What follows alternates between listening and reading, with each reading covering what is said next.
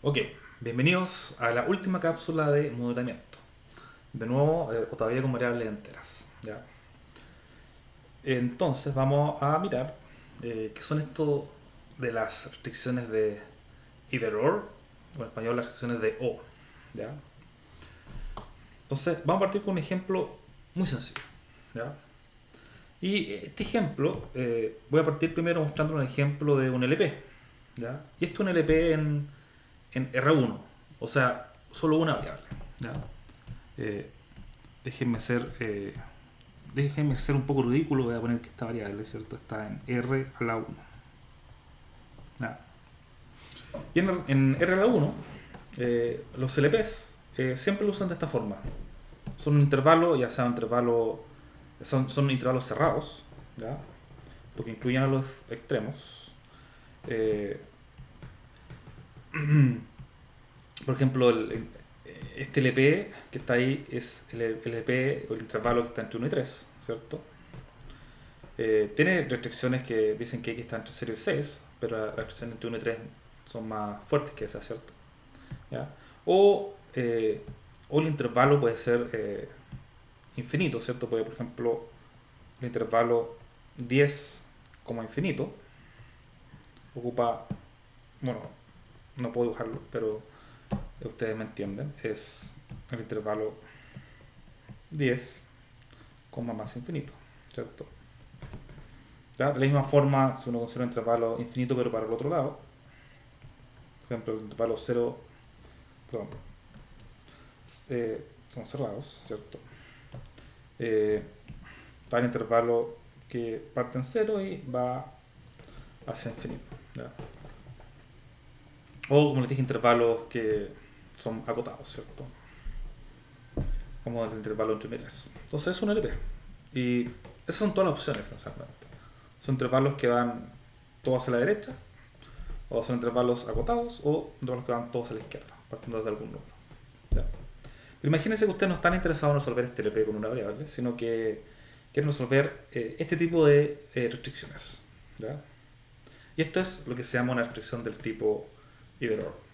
¿Ya? Y se llama either or porque eh, yo digo que la variable, de nuevo una pura variable, ¿cierto? Que está entre 0 y 7, pero además yo quiero decir que quiero considerar los valores, ya sea los que son mayores que 4 o los valores que son menores que 1. ¿Ya? Entonces, como la variable está entre 0 y 7, al final yo me quedo con dos intervalos. ¿Ya? Primero está el intervalo entre 0 y 1, ¿ya? Que es la parte que está acá, ¿cierto? Y además yo quiero considerar los valores de x que están entre el intervalo 4 y 7, que es lo que está acá. ¿Ya? Y eso eh, es un puro problema, ¿cierto? Pero no se puede modelar como un LP, porque un LP, como les dije, es siempre solo un intervalo. ¿Ya? Está este intervalo que está acá, que llamamos intervalo I1, o está este segundo intervalo, tipo de intervalo, o este tercer tipo de intervalo. Pero siempre uno a la vez. Y acá tengo dos intervalos. Y mi región factible quiero que sea esa. ¿Ya? Por supuesto, ustedes me pueden decir, pero profesor, ¿por qué no lo modela como dos LPs diferentes? Le digo, sí, eso es verdad, eso se puede hacer. Pero en la práctica, ¿qué pasa si uno en realidad quiere elegir múltiples intervalos? Entonces, imagínense, no con solo una variable, sino que con muchas más variables. Eso ya es quizás imposible de hacer. ¿Ya? Porque hay muchos miles y millones de LPs que vas a tener que resolver por separado. ¿Ya? En este ejemplo sencillo tengo dos intervalos entre los cuales yo quiero elegir las variables, ¿cierto? Y bueno, esto no se puede resolver como un LP, pero la respuesta mágicamente sí se puede resolver como un IP. ¿Ya? Y este es el modelo que resuelve el problema anterior, sin necesidad de resolver múltiples modelos separados. ¿Ya? Entonces este es un puro problema de optimización que representa este conjunto factible que incluye estos dos intervalos que están acá, ¿cierto? Y esto es un IP porque tiene, bueno, tuve que agregarle una variable, ya no todo es gratis en esta, ya no es freelance, pero esta variable es una variable lineal que toma valores 0, 1, ¿ya? Y para modelar estas restricciones de x mayor o igual que 4 y x menor, o x menor o igual que 1, tengo que hacer interactuar a la variable y, que está aquí, ¿cierto?, con la variable x, de alguna forma. ¿Ya? Entonces veamos que efectivamente este modelo funciona. ¿Ya? Bueno, ¿qué le pasa al modelo si es que y o la variable y vale 1? Recuerden que la variable, perdón, vale 0. La variable y puede valer solo 0 o 1. Si la variable y vale 0, acá este 4 por i se convierte en un 0 y lo que me queda al final es la restricción x mayor o igual que 4. ¿Ya? Que es justamente la primera parte del either or. ¿Ya? Y a la otra restricción que está acá, como el i vale 0, esto es 1 menos 0 por 6, me queda 6, y al final me queda x menor o igual que 7. ¿Ya? Que es redundante porque ya la tengo acá abajo. ¿Ya? Entonces, cuando i vale 0, tengo la primera parte del OR. Ahora cuando i vale 1 pasa algo muy similar. Ahora la primera parte me queda redundante. Porque bueno, está acá cuando el i vale 1 me queda al final x mayor o igual que 0. Y la segunda parte, cuando el i vale 1, esto me queda x menor o igual que 1. Fíjense, porque aquí esto me da 0, entonces me queda x menor o igual que 1, que es justamente la segunda parte del OR. ¿Ya? Entonces, recuerdo que es lo que queríamos modelar. Era x menor o igual que 4 o x menor o igual que 1, sujeto a que el x está entre 0 y 7. Y usando este modelo, cuando la variable i vale 0, obtengo la primera parte del OR, x menor o igual que 4, y check. Y cuando el i vale 1, tengo la segunda parte del OR, check, x menor o igual que 1. ¿Ya? Entonces, el modelo funciona. ¿Ya? El modelo efectivamente representa estos dos intervalos que están separados y por lo tanto no puedo representarlos con solo un IP. ¿Ya? Entonces, fíjese lo que pasa aquí. Con una variable puede representar dos intervalos. ¿Ya? Entonces, no necesito resolver dos LPs diferentes, sino que le agrego solo una variable al modelo y puedo representar esos dos intervalos dentro del modelo con esa variable extra. Si yo tuviera, no sé, 15 variables, al final podría representar 2 elevado a 15 diferentes intervalos.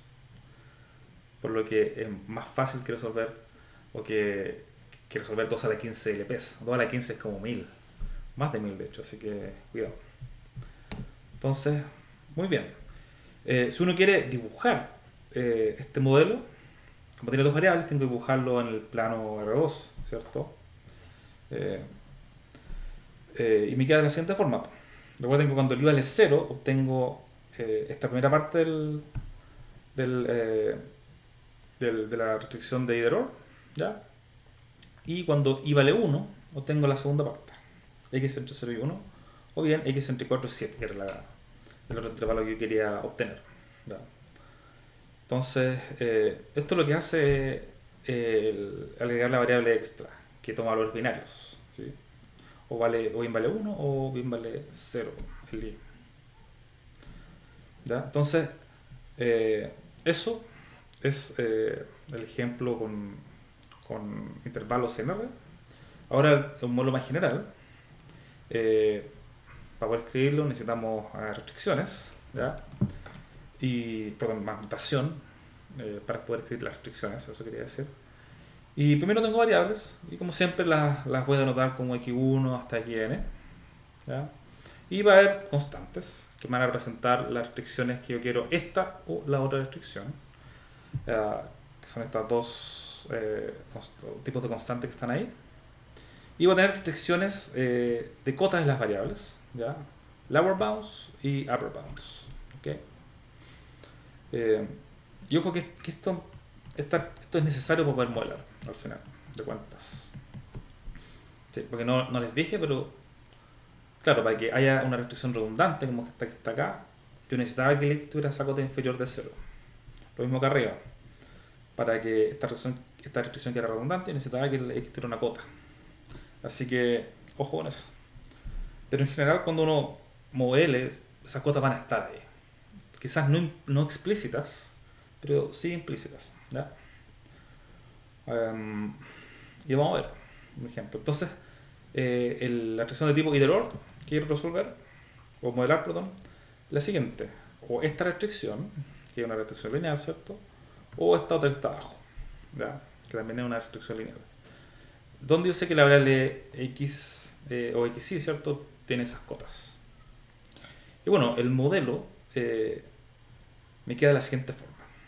El modelo del EP, de nuevo, como estoy eligiendo solo entre dos restricciones, tengo que agregar solo una variable binaria, y esa variable binaria y interactúa con las restricciones que aparecen en el IDOR de la siguiente forma. Hay una constante, un número que yo tengo que ponerle al lado del i, y hay otro número para la segunda restricción donde tengo que poner el 1 menos 100. Y esa es la forma general del modelo. Si volvamos al ejemplo anterior. Se fijan, acá está el modelo. Recuerden que yo quería x menor igual que 4 o x menor igual que 1.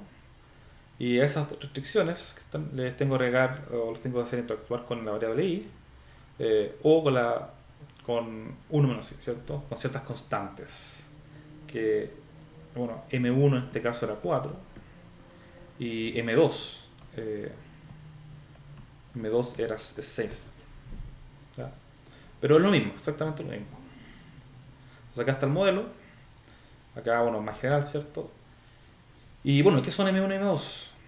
M1 y M2 son constantes tales que si yo elimino i de la restricción, por ejemplo hago i igual 1 acá, entonces acá esto es como, voy a cambiar de lápiz, esto efectivamente cuando esto es como i igual a 1, esta restricción me queda redundante. Recuerden que yo quiero que las restricciones me queden redundantes cuando no pasa lo que yo quiero, ¿ya? Y acá, esta es la restricción que yo tengo cuando el i vale 0. Porque cuando el i vale 0, esto me vale 1, entonces me queda m2 nomás, ¿ya? Yo quiero que esa restricción también sea redundante, ¿ya? Pero no para cualquier x, sino para los x que estén entre estas cotas. Y es por eso que yo necesito las cotas, para poder encontrar efectivamente esos valores de m1 y m2, ¿ya? Un ejemplo de cómo yo podría tomar esos valores, los escribí acá, ¿ya? M1 puede tomar este valor, que es una posible cota, ¿ya? Tomo M1, esa restricción me queda redundante, ¿ya? Porque fíjense que el M1 depende de las cotas de aquí y de las coeficientes de la restricción. Y M2 para la segunda restricción podría tomar ese valor, ¿ya? Pero ojo, warning, no es necesario memorizar las fórmulas, porque M1 y M2 en la práctica al final uno los puede encontrar de manera más que nada por inspección. Y vamos a ver ahí un ejemplo, ¿ya? Más adelante. Entonces, ya.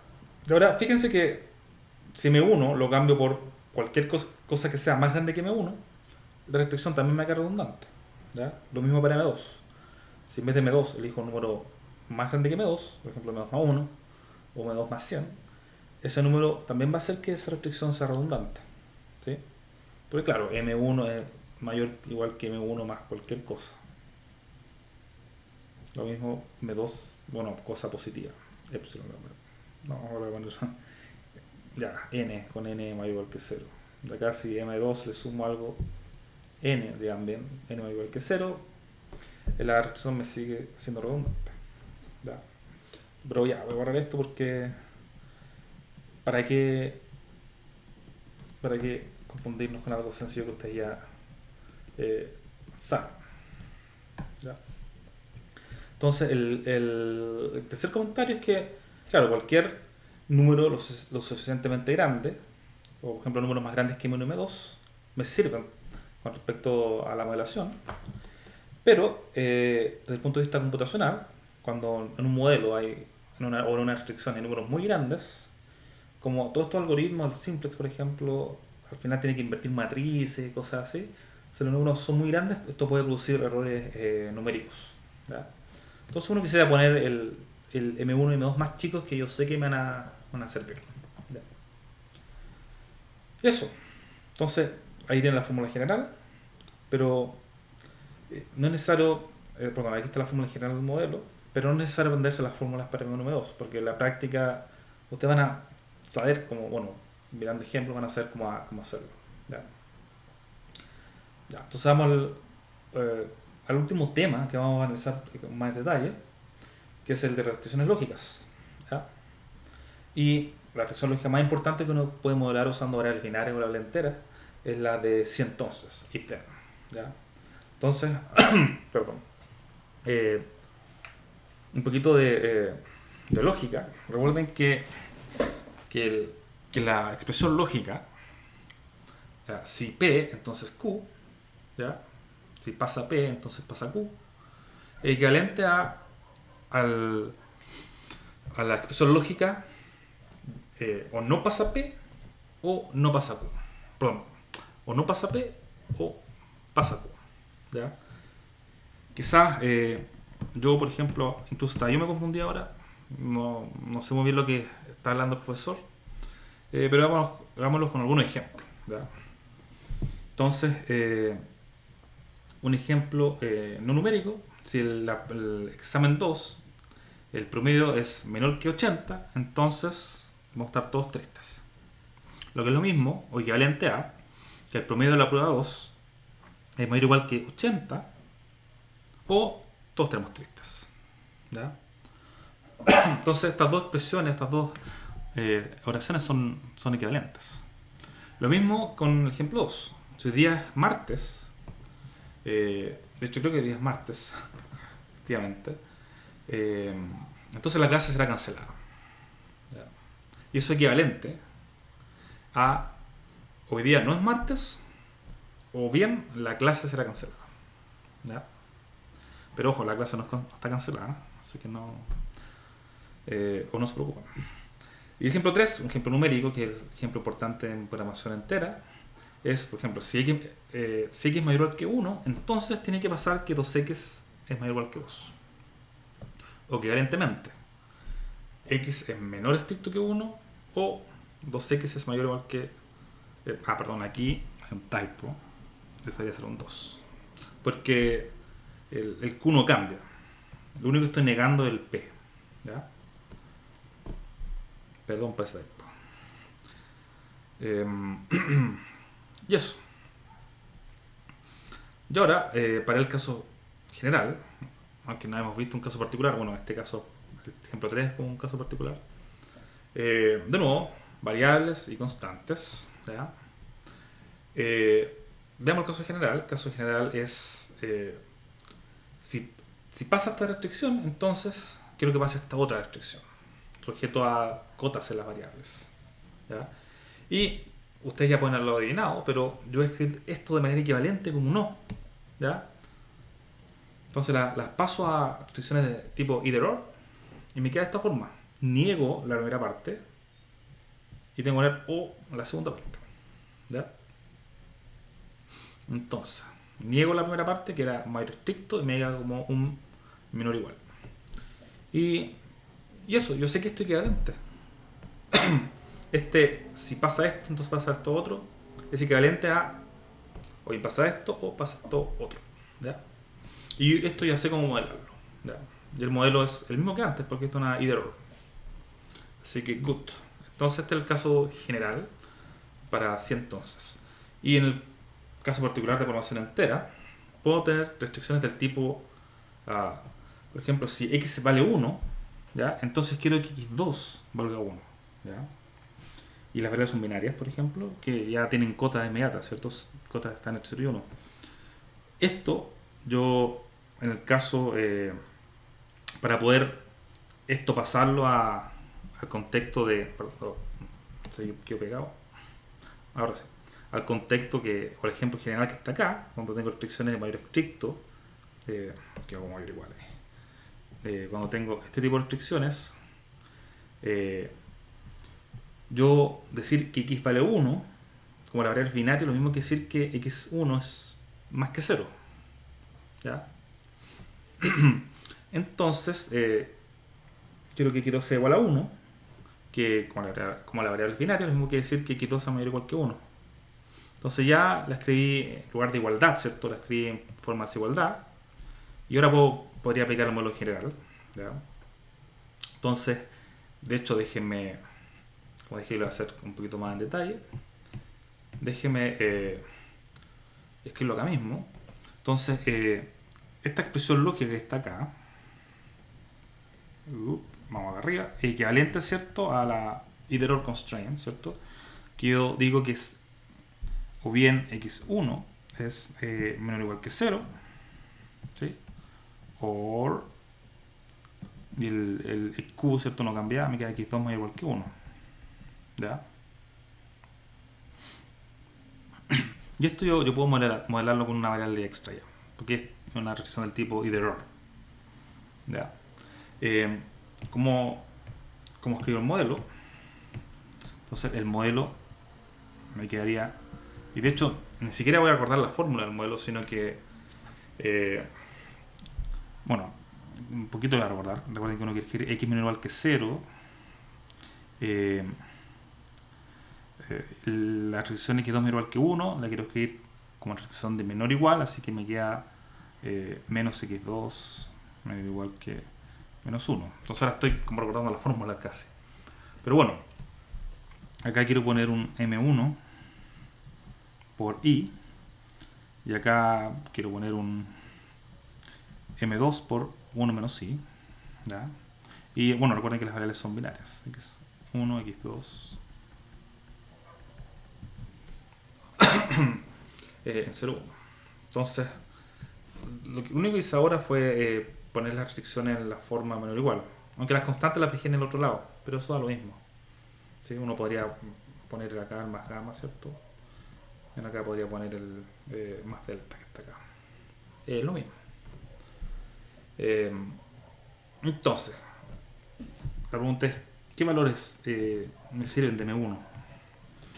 Recuerden que M1 quiero que sea un valor tal que la restricción, cuando el i vale 1, ¿cierto?, me quede redundante. ¿Ya? Entonces, veamos. Cuando el i vale 1, me queda la restricción x1 menor o igual que m1. ¿Sí?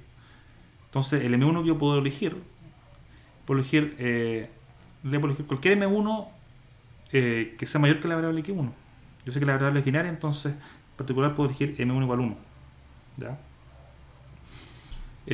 Como m2 lo escribí acá, lo mismo. m2 es una constante tal que esta restricción me queda, la segunda restricción, me queda redundante. Cuando el i ya no vale 0, sino que vale 1. Perdón. Cuando el i ya no... ahí yo me confundí. Recuerden que el m1 es tal que cuando la variable i vale 1, esta restricción me queda redundante. Entonces por eso cuando i vale 1, esto me queda x1 menor o igual que m1. Por lo tanto puedo elegir m1 igual 1 o cualquier cosa mayor. Pero recuerden que a uno le conviene por razones computacionales elegir el menor 1 posible, el menor m1 posible. 1. ¿Ya? Vamos por m2. m2 es tal que cuando el i vale 0 ahora, esta restricción me queda redundante. Ya, cuando el i vale 0 me queda menos x2 menor o igual que menos 1 más m2. ¿Ya? Y yo quiero que esa restricción sea redundante. Vamos, como yo tengo mala memoria o poca imaginación, vamos a escribirlo. ¿Ya? Menos x2 menor o igual que menos 1 más, cuando i vale 0, esto es m2. Yo quiero que esto sea un m2 tal que la restricción me quede redundante. ¿Ya? Esto es lo mismo, ¿cierto? Que voy a pasarlo todo para el otro lado, me queda 1 menos m2 menor o igual que x2. ¿Ya? Entonces el m2 al final me queda una cota inferior. Entonces, ¿cuál es el m2 más chico que yo puedo elegir? Veamos si el m2, por ejemplo, fuera 0, me queda x2 más igual que 1. Ese m2 no me sirve, es muy chico, porque el x2 es binario. Yo sé que puede valer 0, por ejemplo. Si el m2 vale un medio, me queda 1 menos un medio, me queda un medio. De nuevo, x2 podría ser 0, así que no es mayor que igual que un medio. Si elijo m2 igual a 1, la restricción me queda x2 mayor igual que 0. Y ese sí me sirve porque sé que x2 está entre 0 y 1. Así que yo puedo poner m2 igual a 1 también. ¿Ya? Y podría poner cualquier cosa mayor, ¿cierto? Si m2 vale 2, ¿cierto? Me queda 1 menos 2, que es menos 1. Y eso me sirve como cuota para x2. ¿Ya? Pero bueno, por elegir eso, como m1 y m2, y entonces el modelo final me queda, déjeme escribirlo, el modelo al final me queda, ya, con esos valores de m1 y m2, me queda x1 menor o igual que y, y vamos a escribirlo,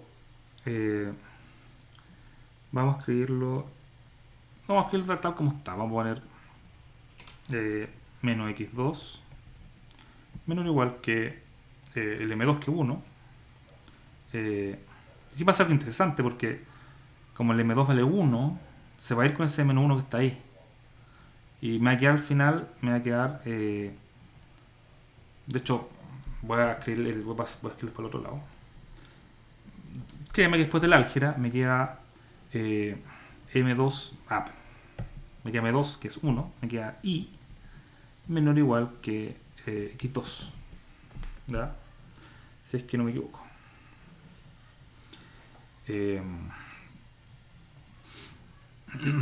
Veamos, el m2 vale 1.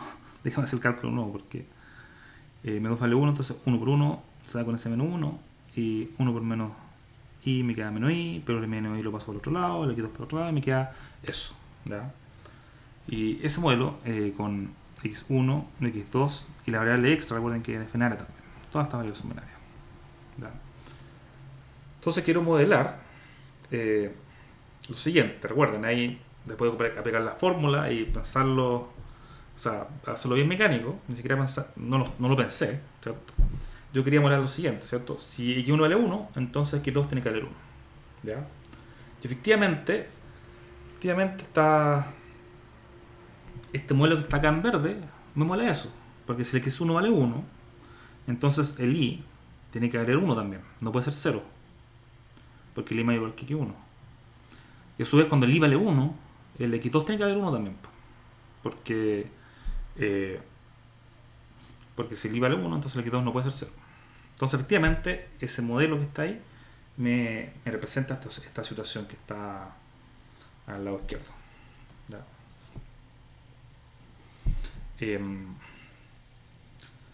Bueno, como les dije, esto en la práctica no necesariamente no tiene que aplicar la fórmula. Yo les puse la fórmula porque la fórmula existe, ¿cierto?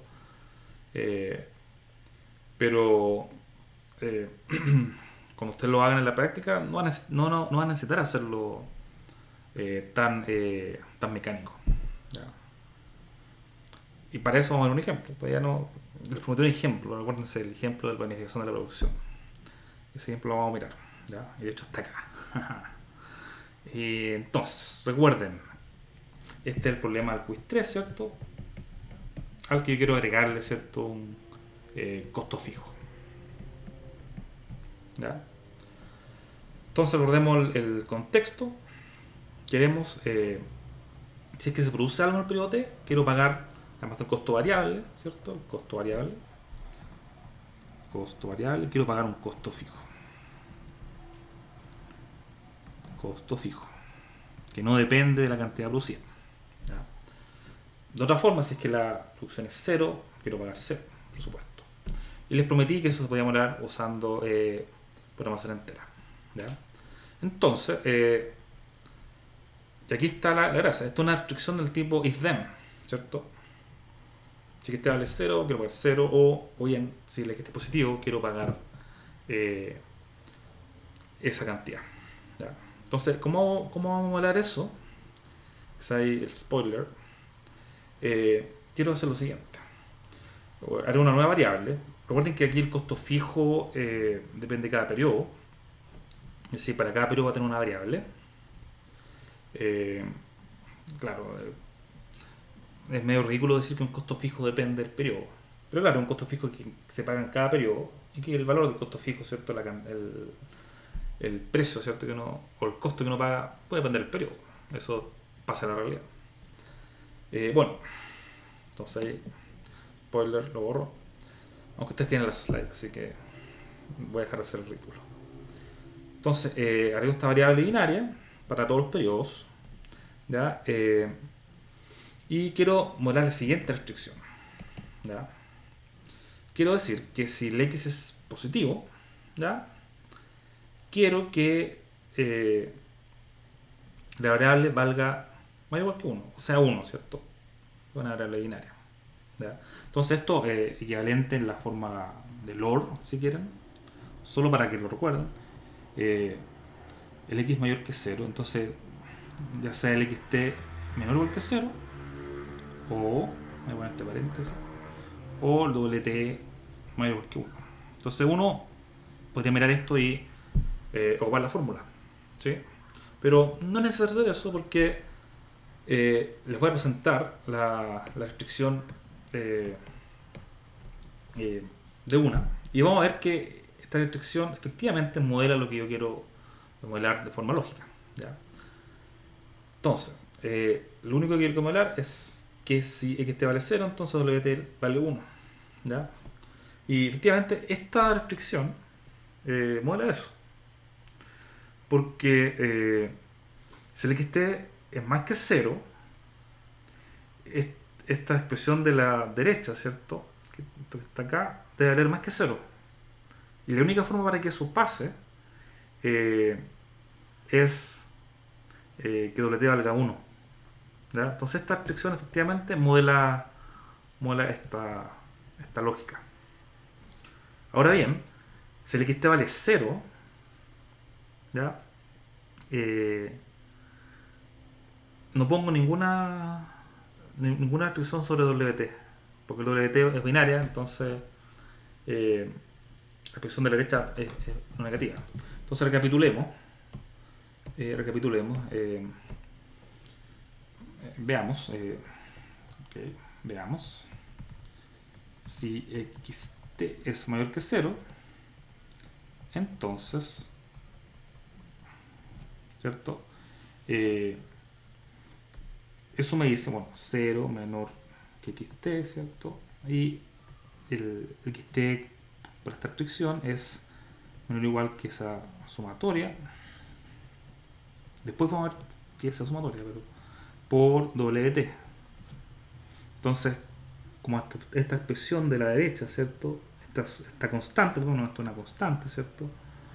Por wt tiene que ser positivo, por esto que está acá, ¿cierto? Entonces eso implica que el wt no puede ser 0. Wt tiene que ser 1, ¿ya?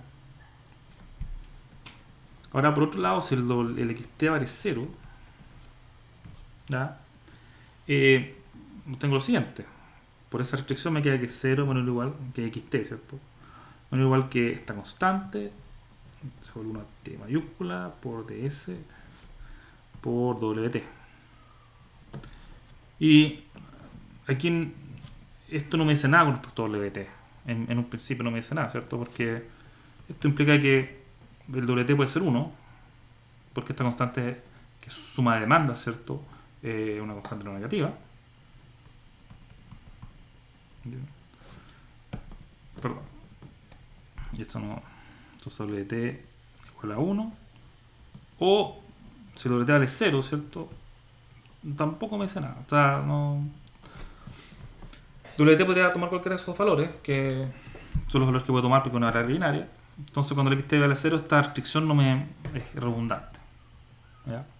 No me dice nada sobre wt. Entonces es redundante, ¿ya?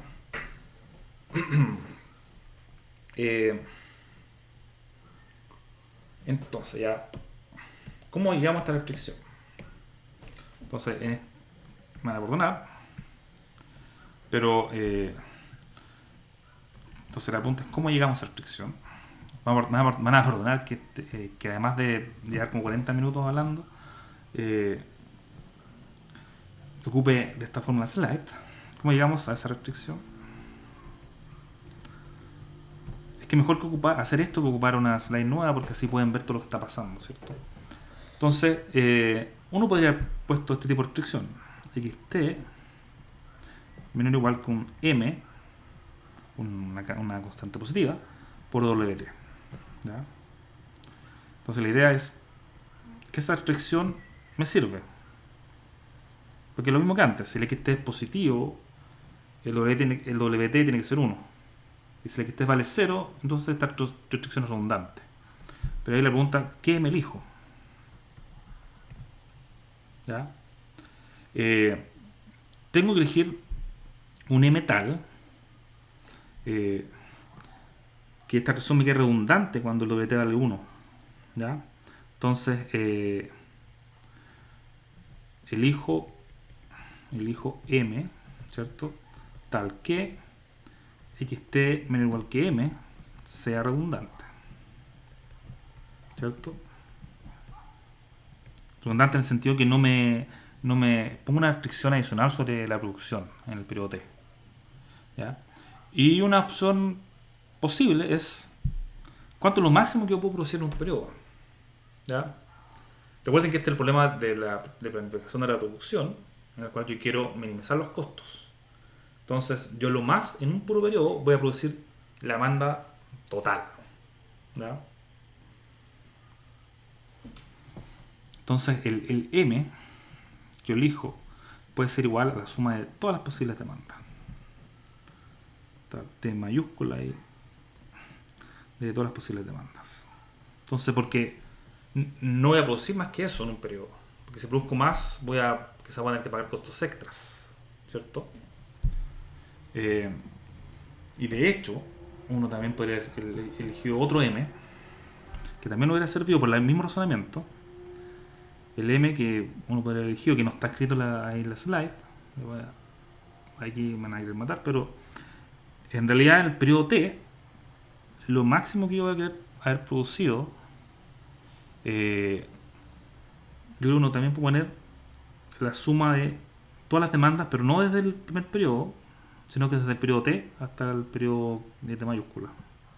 Porque claro, los periodos anteriores la demanda fue satisfecha solo con lo que se produjo antes, en el pasado, ¿cierto? Entonces, ese m también me hubiera servido. Nuevamente, ¿por qué este m? Este m depende del problema en particular.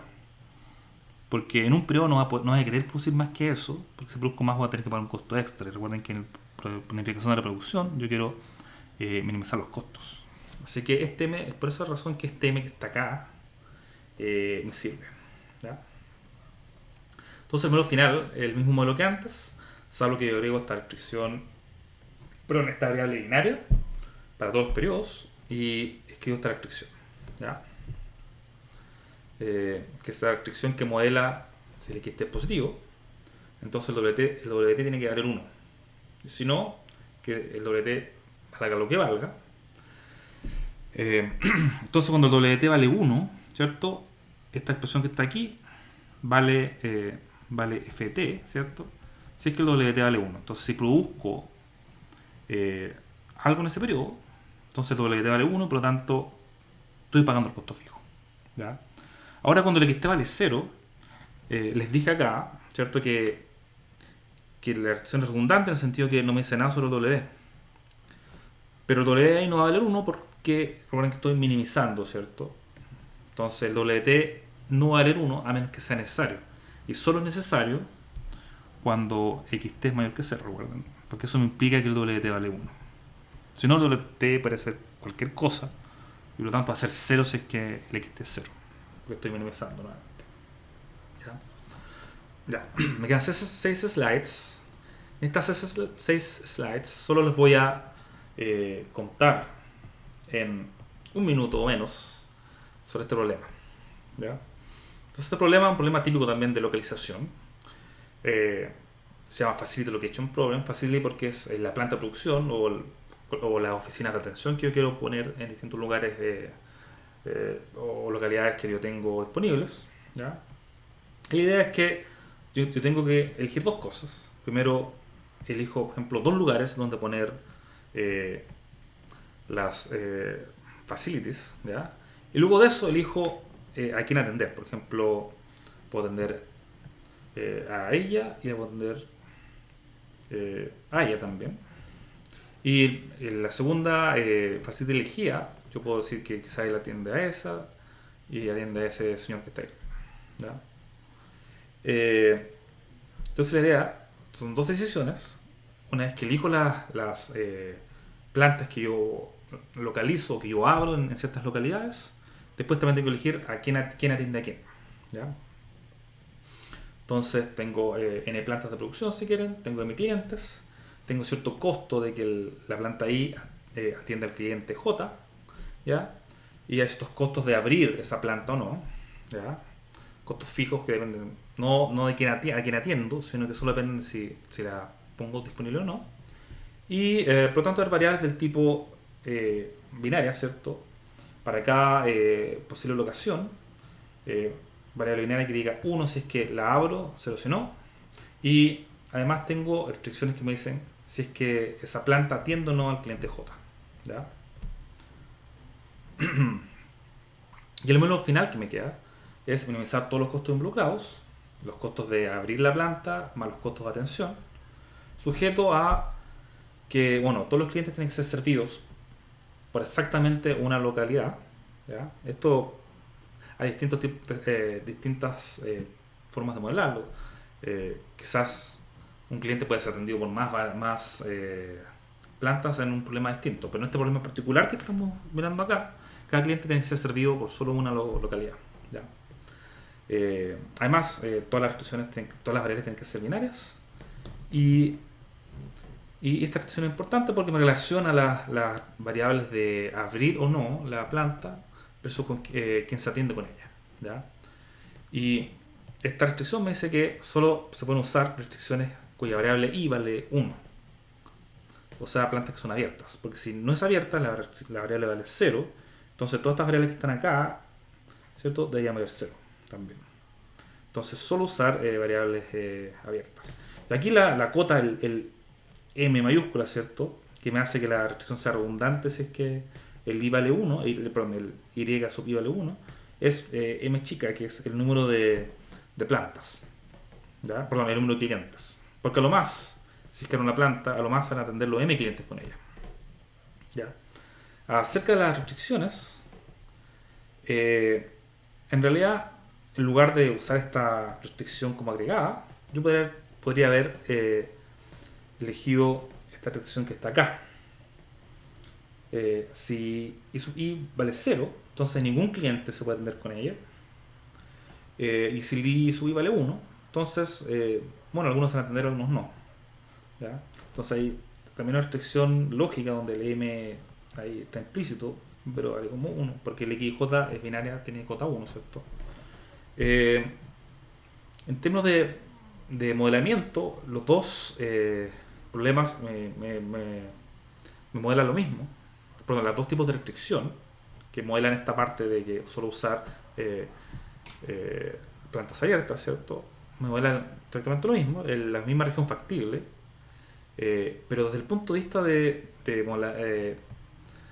resolver el problema, la que está arriba es mejor, por razones similares a como uno compara el modelo formulación de FJ con la MTZ para el TCP.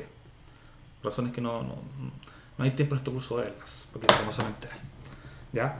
Y bueno, eso es todo. Más adelante, de esta semana, se vienen las cápsulas de la nueva materia, que es pruebas matemáticas de los LP. ¿Ya? Eso.